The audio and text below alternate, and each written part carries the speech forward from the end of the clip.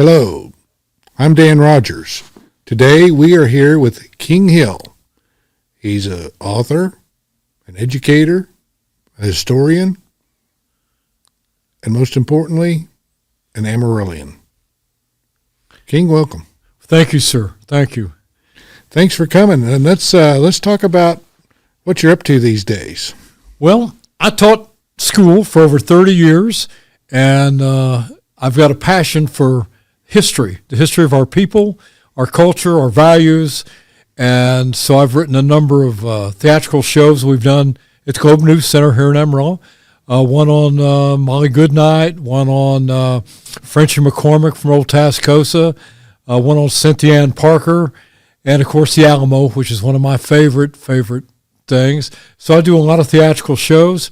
I write books, and I want to preserve our history, our culture, our values. And you're talking about the local history of yes, sir. Around the Panhandle and yes, sir. Amarillo. Yes, sir. There seems to be, I've talked to people at the city and whatnot, and, they're interested in baseball, and I'm like, why don't we market Amarillo?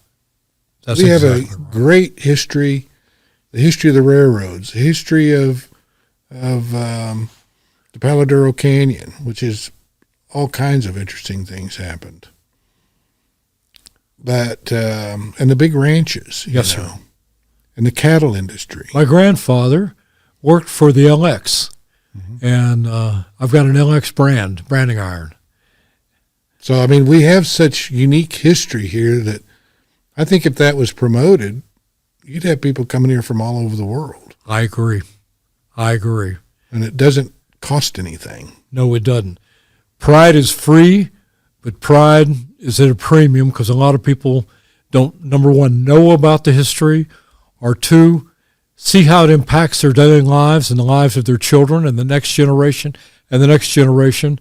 And it's my passion as a teacher and as an Amarillian and as a Texan, I want to see our history promoted and celebrated. There's so many fascinating stories in Amarillo alone by itself. I was sharing with Brant, the first Thanksgiving celebration took place at Palo Duro Canyon. And that was with Friar Padilla, who was part of Coronada's team, and they celebrated Thanksgiving in Palo Duro Canyon. A lot of folks think it was in Isleta in El Paso. No, it was in Palo Duro Canyon. See, I didn't know that. Yes, sir. There's a monument that used to be in Elwood Park that has a outline of Friar Padilla and one of the Indians, and he was martyred. He was killed later, and that used to be at Elwood Park. Well, they moved it now, and it's in front of St. Mary's Church right across the street, and so it's retained there. That's fascinating. There are a lot of stories. My mother was a librarian. My father was an artist and a sculptor, so I grew up steeped in stories and reading and learning about our history. And your father's name was? Jack King Hill. He did that white buffalo that used to be at Kimbrough Stadium. Yeah. We got it moved to the new football stadium at WT, and that was his. He's done statues of Quanah Parker throughout the area. We got inducted ceremonially into the Comanche tribe. My dad did Kiowa, Comanche, other stuff. He did statue of Margaret Harper, who founded the musical drama Texas. That statue, along with Quanah, is at the amphitheater in Palo Duro Canyon. Well, that's great. So you have you kind of have it in your blood. It is in my blood, you betcha, and I'm proud of it. So you've written a couple of books, and what was your first book? And let's tell us a little bit about it. Well, this is a strange deal. When I was a kiddo, I was a track athlete. I went to David Crockett, and I ran track. And my girlfriend was a ballet dancer. And she said, you ought to come down and see me sometime, see the studio. And I said, no, that's not my cup of tea. And she had a way of getting me to do things. So I went down there, and she said, can you lift some of the girls? I'm like, sure, you bet I can. So one thing led to another, and I ended up getting a ballet scholarship with the Harkness Foundation, went to Dallas, and then later went on to New York and did that. So that's what the first book's about. It's about a West Texas boy who goes off on the wild and goes to New York and has that experience as a professional dancer. Well, that's got to be an interesting story. Well, it was an interesting experience. Yeah, that's something you wouldn't expect. Well, the publisher liked it, and it evidently resonated with folks, the story and the interest, and a kid from West Texas. And so it sold a lot. So she said, have you got another book in you? And I said, I don't know. And she said, well, what happened after you left New York? And I said, well, I went to college. And she said, well, what did you do in college? And I said, well, I worked my way through college. I had to. And I was a disc jockey. And she said, really?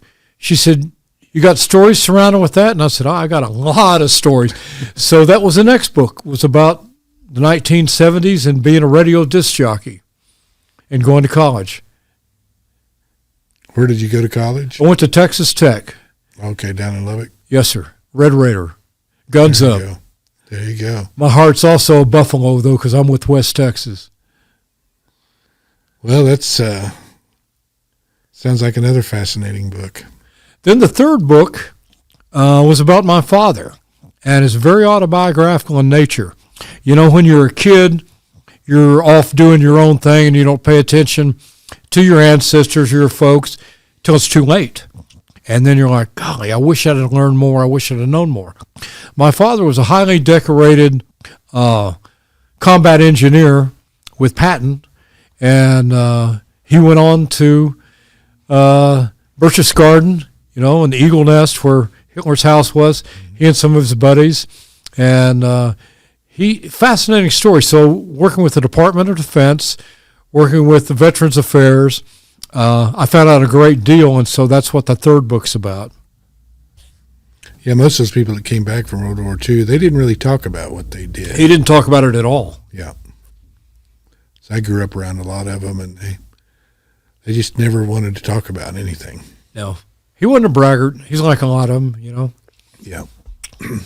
I asked my mom, I said, what did you do when Dad was a soldier in Europe? She said, I had to stay home to work. Yeah. Because my best friend growing up, well, he's still a good friend of mine.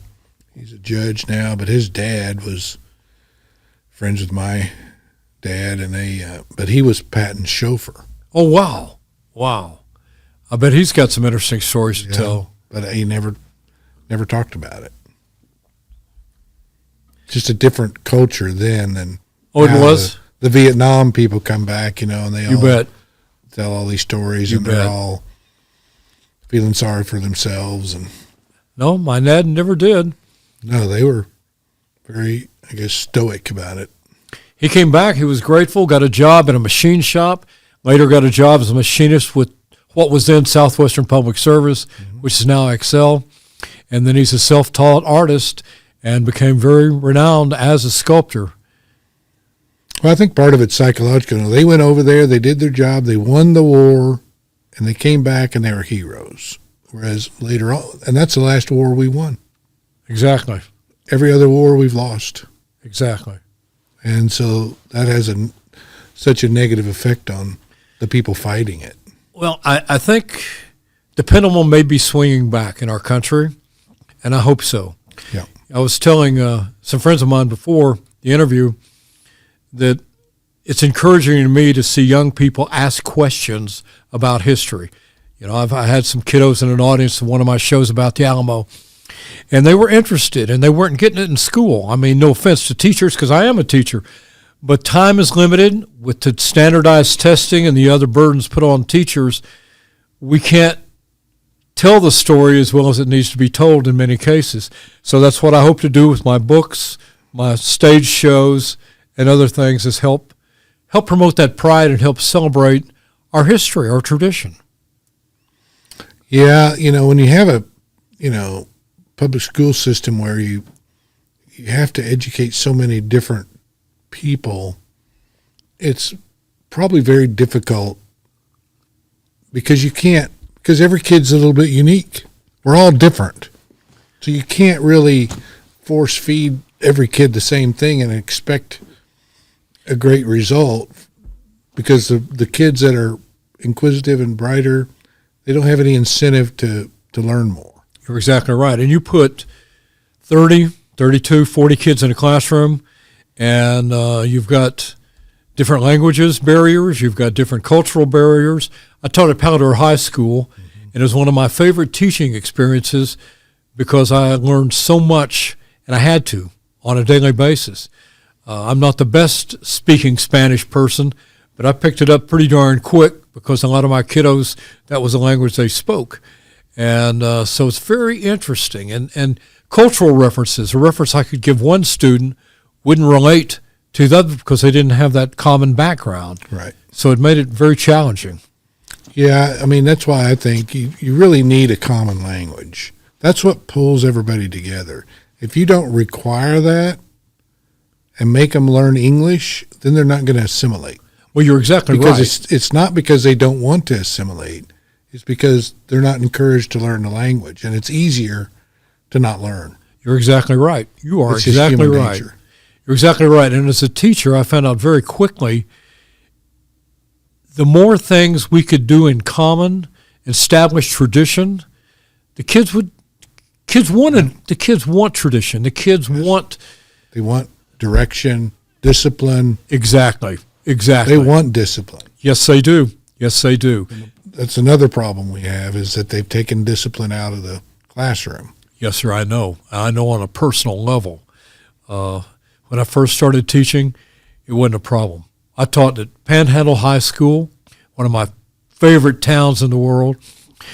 You have a problem with the kiddo, half the town would know about it within 10 minutes, and within 15 minutes, that problem was corrected.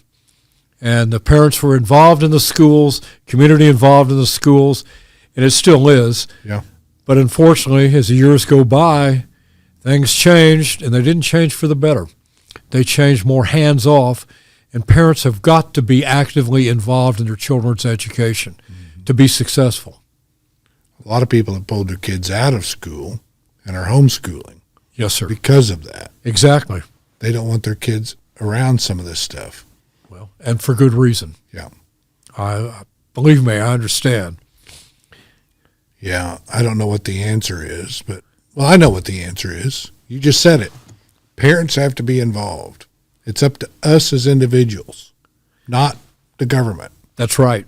Because who is the government? The people. The people, the parents, the neighborhoods. You get them involved in schools, and they take pride in their schools. I can name neighborhood after neighborhood where everybody's actively involved in their community school, and it makes all the difference in the world. Yeah. And it's going to keep crime away and everything else. Exactly. And people know their neighbors. That's critical. And they know the kids' names. And that's a sense of belonging for the children because the children want to belong to a community. Children want discipline.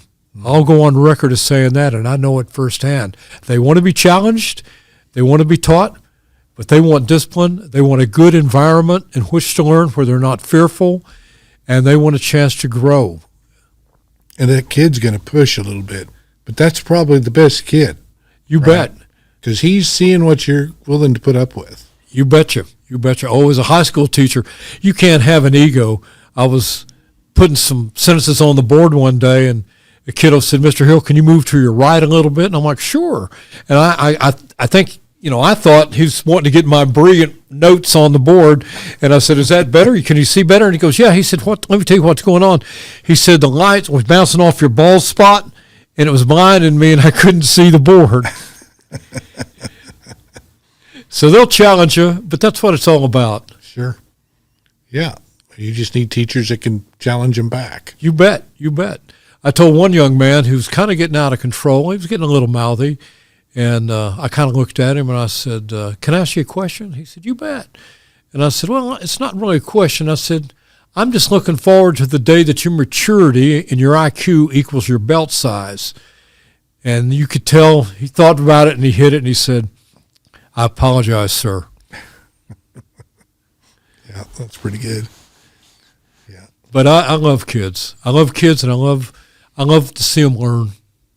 You can tell when the light bulb goes off. They get it, and it's a wonderful feeling. Yeah, that's kind of what I'm trying to do with the voters, try to get them to understand how they can be involved and how the political process works. It's not taught. No. They need to get involved in one of their two parties and start showing up. And that's all it takes. You bet. If they just do that, we could change America. But it has to be done at the local level. That's right. Trump can do great things. But when he's gone, what? We better be working here locally. I agree. Because you see all the fraud and stuff they're uncovering? It's huge. Oh, yeah. That's nothing. It's in every school system, every county, every city, everywhere. Well, that's my money. That's my tax money. That's right. That's what I've worked hard for, and I want to see it spent in a good, responsible manner. I don't want to pay for propaganda leaflets going to Nicaragua. I don't want to pay for some outlandish endeavor in another country. I want to start here. I want to start in Potter County. I want to start with our schools and our neighborhoods, and I want people to be involved. Years and years and years ago, and there's still some here, the Parent-Teacher Association, the PTA, was a lifeblood of a school. Yep. I would like to see parents take up that challenge and become more involved in our schools and our community again. And in our political system. You're exactly right. Yeah, it's not that hard. Like I say, all we have to do is show up. If we would just have a few people go to our school board meetings, council meetings, commissioners meetings, then our elected officials will start doing their job. That's right. They're not bad people. But because the citizens aren't there, their boss, we hired them. We're paying them a salary. That's right. So we need to be there to supervise. Well, that's right. And if we're just there watching, they'll start asking questions. And what comes from the top down will start to unravel. My neighbor's a young couple. I like him very much. He works for a surveying company, and they're a nice young couple, 2 young kids. And he was asking me, he said, King, he said, does it make a difference? Does it really make a difference if I vote? And I was kind of taken back, and I said, you bet it makes a difference. And he said, how can my vote make a change? And I said, let me tell you how. So we spent about 10 minutes and had us a cold beer, I'll admit it. And I kind of gave him my pep talk on how to be involved. And he came back and he said, I voted. And he said, I'm not going to tell you who I voted for. And I said, I don't want to know who you voted for. All I want to know is, did you vote? He said, yep, wife and I both did. That's great. A lot of people don't know how many things in history were changed by one vote. One vote. We would be speaking German here in America, but by one vote. Well, 136 volunteers at the Alamo changed history completely, so I understand. It doesn't take very many No. to do the right thing, and things will change for the better. Look at Trump, one person. Right. Him deciding to run in 2015 has changed America way for the better. Biggest political comeback in history. And I'm a history buff, so I know. Well, he won the 2020 election too, no question. But, things have a way of working out. But they didn't cheat on the presidential with the electronic voting. They did other races. We know they did but they knew we were watching because we've got several federal lawsuits filed against them, the machines. And we'll eventually win because we're right. Well, as I said, I think the pendulum's starting to swing. Well, and Trump's come out in favor of our proposal, and he's seen it. He knows what we're doing. And we're going to eventually win. And to me, your vote is the most important thing. Well, that's what I told my neighbor. And it's foundational, right? Because we're a republic. We're not a democracy. Right. We elect representatives to represent us. We're not, and that protects the rights of the minority. Democracy wipes out the minority. But the nefarious forces have been trying to convince people, at least for the last 60 years, that we're a democracy. And I think they're doing that on purpose. Well, I'm sure they are. And they want to get, I remember, I think I was in the 4th grade, and we had these weekly readers. I remember those. And I remember reading an article, something about a democracy. It says we're a democracy. I'm like, so I tell the teacher, why are they saying we're a democracy? We're a republic. She goes, well, you're right. So she had me write a letter to the weekly reader editor. Well, that's great. And explain that. And they did a correction. Well, so that told me, one person just taking a little bit of initiative can change things. You bet. And words are important. Yes. As a writer, as an old English teacher, as a storyteller, words are important. And the way words are used and the meaning of words, very, very important. Yes. And as you say, it can make all the difference in the world. Well, they say it's not what you say, it's how you say it. Right? Exactly. Yeah. And standing behind your words. I could probably use a lot of direction on what not to say. Me too. My wife is my best editor, and she'll read something and she'll say, honey, did you mean to say that? And I'll go, yes. And she says, okay, John Wayne. Yeah. Yeah. Well, so what do you recommend the voters, which is who we try to communicate with, what do you think the most important thing they can do today? Study the candidates, know the issues, and vocalize your opinion. Let your elected officials know how you feel. What are they doing right? What are they doing wrong? What can be done more? What more can be done? Everybody lives busy lives. I understand that. I lead a busy life and understand how things can go to the wayside. But life is short, and it's too important, too vital to our country to not be involved, not vote, not understand the issues. Leave it to somebody else to do. I used to tell my students, I said, nobody else is going to do your homework right but you. Nobody else is going to take that test but you. Nobody else is going to make the grade but you, and nobody else is going to change things but you. So we are our own change agents if we'll saddle up and take responsibility. I don't think it could be said any better. Well, when I try to boil everything down, people say, well, I have people ask me, what does the Republican Party stand for? I say it's real simple.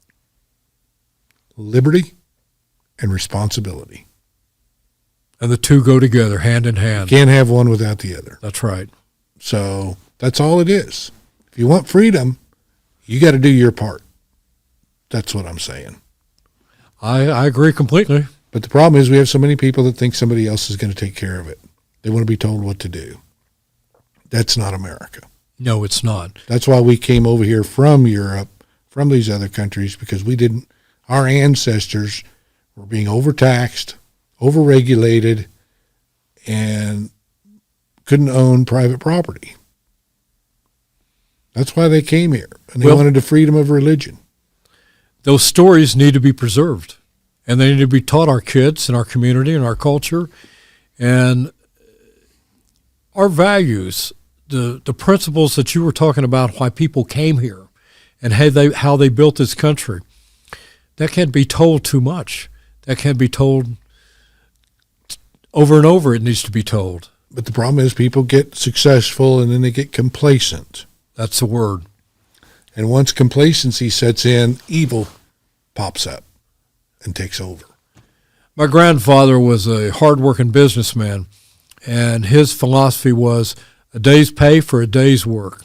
Nothing more, nothing less. Yep. Yep. But now people have gotten to where they want something for nothing. Right. And they think they're owed it. Well, I don't want to pay for them. I've earned my money. I don't want to pay for somebody else that doesn't want to earn their way. And everybody wants to feel sorry. Oh, they want to give somebody else's money to help people that won't work. And that's wrong. I call it theft. I understand. They call it redistribution. So it's the words they use to manipulate us into it sounding good.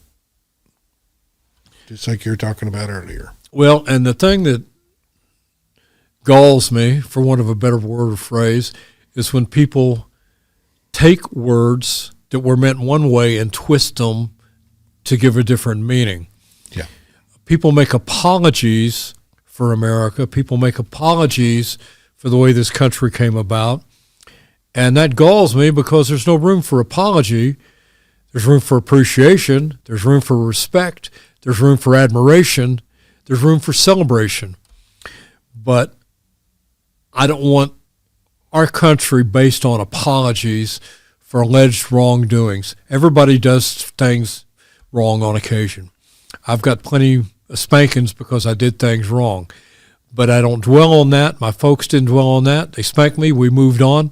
And I learned my lesson and got better. But my parents didn't apologize for spanking me because I was in the wrong. Yep. Yep. Yeah, we allow them to do that. We shouldn't allow it. No. Take our words back, our language back, our symbols back, our heritage back. Our heritage back. Yeah. I agree, 100%. Yeah. Well, how do they get your books? They're all from Amazon, that monster Amazon. You can go on the web and order them, and they're under King Hill on Amazon, 3 different books. And if you're in Amarillo, come by and I'll sign them for you.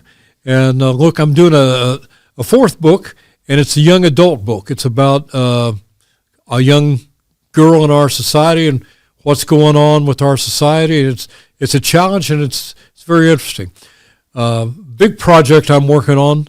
I'm hoping, and this is a secret, so we can't let the cat out of the bag too much, but I'm hoping to do a series of works celebrating notable people from the Panhandle of Texas. That'd be great. My idea is called Panhandle Legends, and I want to celebrate the legends that are our people here in the Panhandle. And there's some really good people still alive. Oh, yeah. Well, I was telling a friend of mine this morning about Joe Fortenberry. His son, Amarillo boy, friend of mine, his father was on the 1936 basketball team in Munich, Germany, where they won Olympic gold medals. Kid from Happy, Texas. And if you go to Happy High School, they've got his jersey hanging up.